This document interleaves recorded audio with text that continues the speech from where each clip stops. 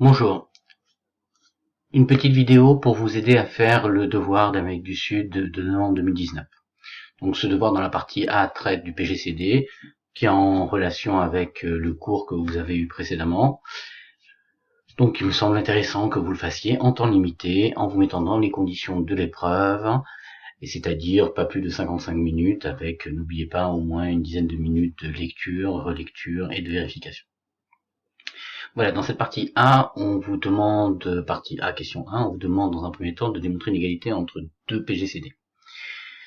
Pour toute démonstration concernant le PGCD, le mieux c'est de revenir à la définition de base, à ce qu'il y a de plus simple. Le PGCD, ce n'est ni plus ni moins qu'un diviseur qui est commun à A et à B. C'est le plus grand de ces diviseurs-là. Donc si on démontre une propriété pour tout diviseur de A et de B, on la démontre également pour PGCD. De plus, dans les égalités d'arithmétique, très souvent, ce qui est intéressant, c'est de démontrer d'abord un sens de l'égalité, puis ensuite l'autre sens. Ou si vous préférez un sens des inclusions, puis ensuite l'autre sens. Dans l'exemple qui nous intéresse, si je prends un diviseur de A et de B, je démontrerai alors qu'il est également diviseur de A moins B et B. Si je prends un diviseur de A moins B et B, je démontrerai alors qu'il est également diviseur de A et de B. Enfin, je vous rappelle une propriété très simple, si j'ai deux nombres qui sont positifs, D et D' par exemple, que D divise D' et que D' divise D, alors D est égal à D'. Voilà, je pense qu'avec cela, vous avez tous les éléments pour pouvoir répondre à cette question. Pour la question 2, bon, on pourrait calculer le PGCD directement avec nos calculatrices, c'est vrai. Je pense que là, naturellement, ce qu'ils veulent, c'est qu'on utilise les propriétés de la question 1.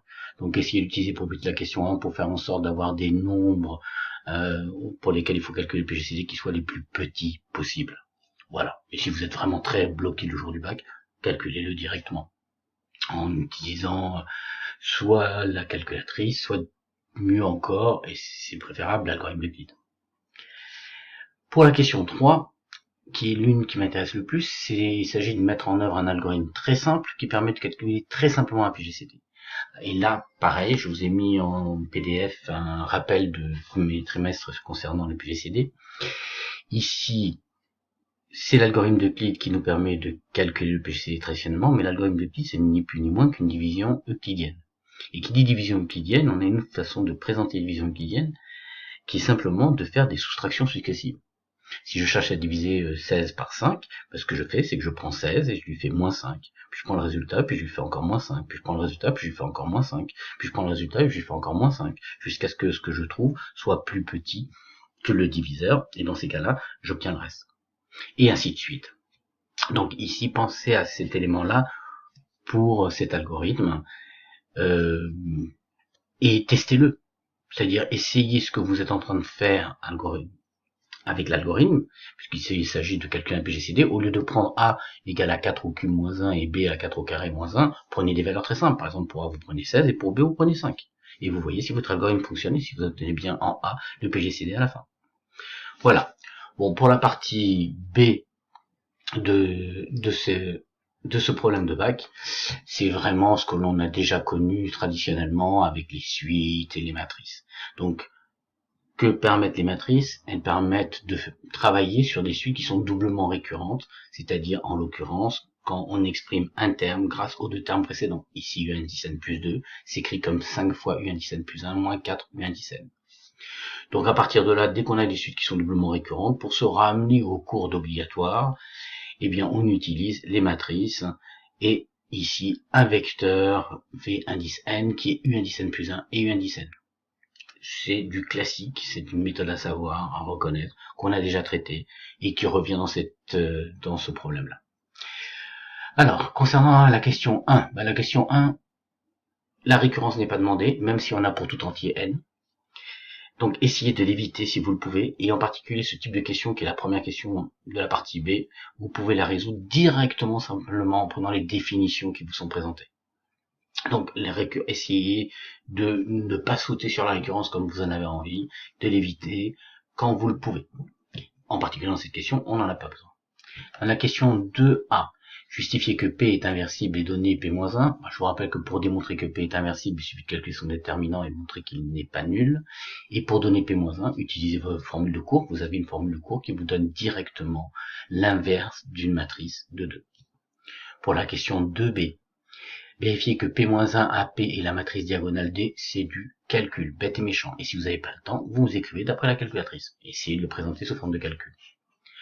Pour la question B3, démontrer par récurrence que pour tout entier un naturel n non nul, on a un dit A puissance n qui est égal à P fois D puissance n fois P-1.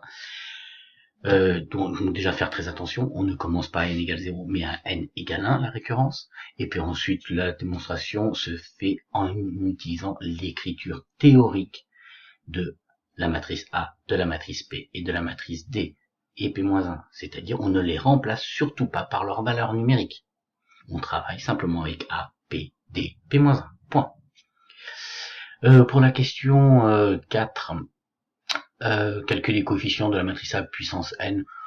Alors, soit on effectue une nouvelle récurrence pour préciser quelle est l'écriture de D à la puissance n, puisque si on a D puissance n, on a automatiquement, grâce à la question 3, A puissance n, en faisant un simple calcul. Donc voilà, soit vous faites cette récurrence, soit vous dites d'après le cours, D puissance n, c'est ça. Ça dépend du temps que vous avez. Le mieux, c'est quand même de le démontrer par récurrence. C'est une récurrence très simple. Elle se fait bêtement. On dit d'abord que D à la puissance 1, c'est D. Et puis ensuite, on suppose que D puissance n, c'est 1 à la puissance n, 0, 0 à la 4 à la puissance n. Et puis on écrit D puissance n plus 1. D puissance n plus 1, c'est ni plus ni moins que la matrice D fois la matrice D puissance n. Et puis on fait le calcul et on démontre notre propriété. Pour la question 5, vous n'oubliez pas que vous admettez directement que V indice n, c'est A à la puissance n, V indice 0. Que si ça n'était pas admis, il faudrait le démontrer par récurrence également. Et puis ensuite, on vous demande de justifier simplement que indice n a une certaine forme d'écriture. C'est un simple calcul matriciel. Après, pour la question 6a, enfin, c'est une question qui va essayer de nous ramener à la partie A, c'est-à-dire à l'utilisation et au calcul de PGCD. Donc il s'agit de faire le lien ici entre notre problème concernant la suite U indice n et les PGCD qu'on a voulu calculer dans la partie A. Bon, là je vous laisse faire, ce sont pas des questions excessivement difficiles, peut-être il y en a une qui demande un petit peu plus de technique que les autres, mais sans grande difficulté. Donc je vous souhaite à tous un bon courage, bonne chance, un bon confinement, et puis essayez de régler votre travail comme si vous étiez au lycée, avec les mêmes horaires de cours, la même intensité dans le travail. Je vous fais confiance pour cela. Et puis à une prochaine fois.